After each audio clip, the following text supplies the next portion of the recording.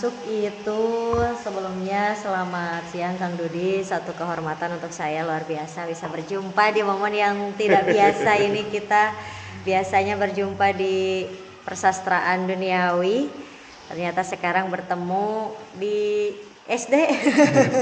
Biasanya menjadi pemateri di workshop gitu ya, kemudian saya menjadi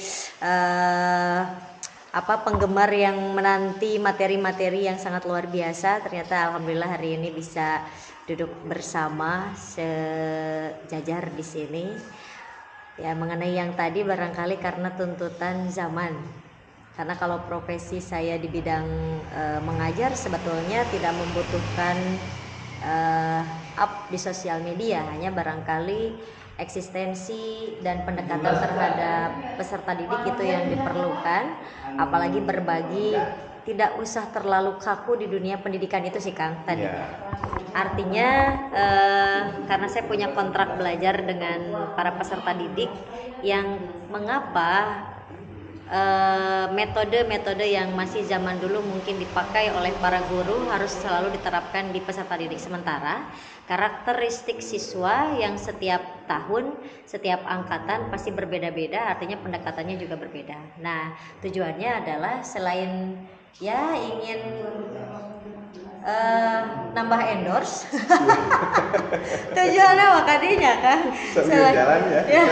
selain nambah endorse, pengen dapat endorse kecil, itu mah bonus kita.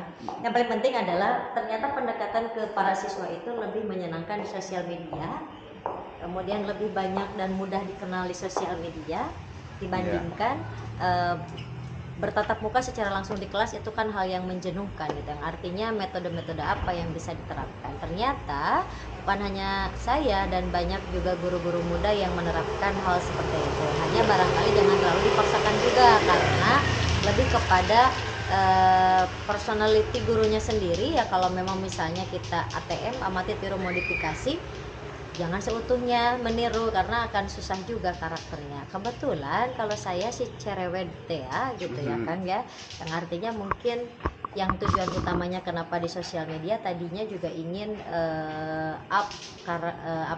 jenjang karir saya di bidang MC, tapi ternyata FYP-nya, algoritmanya bacanya ingin saya di bidang pendidikan. Nah, itu lumayan menguras isi kepala Kang sebetulnya. Tapi niche-nya itu udah ketemu kan? Sudah ketemu sebetulnya, sudah ketemu gitu. Yang artinya berarti profesi di dunia pendidikan ini tidak bisa ditinggalkan begitu saja gitu. Yang artinya berarti yang di entertainingnya ini yang sebagai sampingannya. Tapi luar biasa itu, belajar jadi menyenangkan ya? Jadi menyenangkan.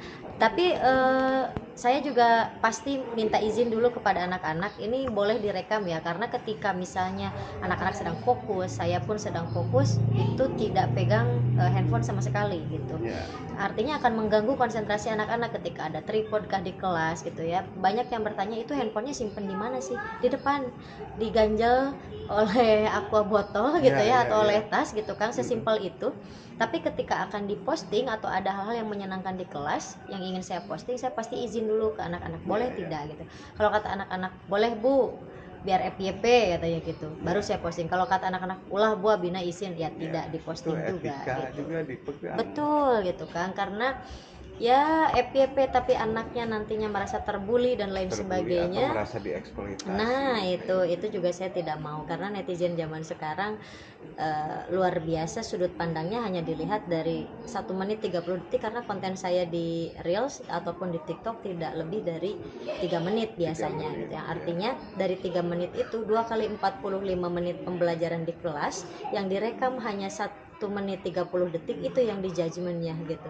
Yang artinya berarti harus betul-betul hati-hati gitu ketika ngepost sesuatu tentang anak-anak. Makanya izin ke anak-anak itu pasti nomor 1 gitu. Bahkan ke kepala sekolah juga sudah izin, Pak izin saya bikin TikTok di kelas dan lain sebagainya. Platform apa saja itu yang dimanfaatkan, platform digital itu selain TikTok, Reel, Facebook, YouTube, kalau YouTube belum. Kebetulan next insya Allah bulan depan saya juga buka podcast kan. Nanti saya juga akan mengundang Akang tentunya. Wajib berkenan. Siap. Dan wajib hadir di podcastnya Tritama. Kebetulan ada coffee shopnya juga, karena sekalian saya buka coffee shop di sana gitu. Next di situ. Jadi tidak hanya pelajar, pelaku pendidikan, tapi semua kalangan insya Allah mungkin saya ingin terlibat banyak hal di berbicara supaya isi kepala saya bertambah terus gitu kan.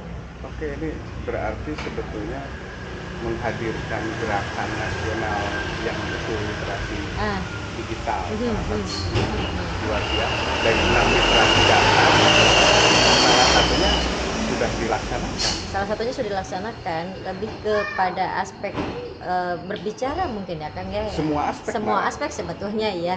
Akan tetapi barangkali tujuan utamanya adalah saya ingin anak-anak pandai mengemas bahasa, karena banyak anak-anak didik saya yang gagal di tes wawancara karena saya ngajar SMK Kang. Pertama, literasi itu kan membaca, menulis, berhitung ya, itu top dulu. Betul.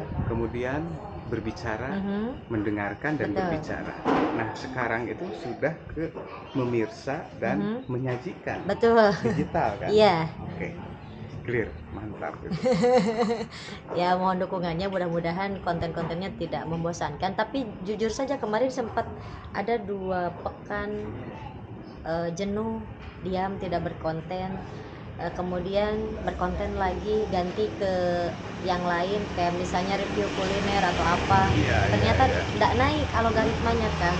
Tapi ketika sekali ngepost, posisi duduk saya seperti itu di kelas dengan handphone disimpan di meja, sama menit langsung FYP gitu. Nah itu mungkin yang ternyata pengikut saya memang hanya menginginkan ketika saya mengajar gitu, bukan daily activity keseluruhan sehari-hari saya gitu. Tapi itu juga hikmah kan? Hikmah, berkah supaya saya rajin sekolah dan rajin masuk kelas. Nah, itu dia. Artinya jangan bolos Bu Eva ya, biar betul. bisa ngonten ternyata terus, gitu. Ya, luar biasa. Gitu sih kan. Oke, clear, sayang waktu kita ini sempit di sela-sela karena kita sedang sidang nilai sidang pengajian. Jadi sampai sini dulu ya. Ini terima kasih. Sebuah berkah nih bertemu. Salam hangat, rahayu, bagja waluya. Sehat juga Kak.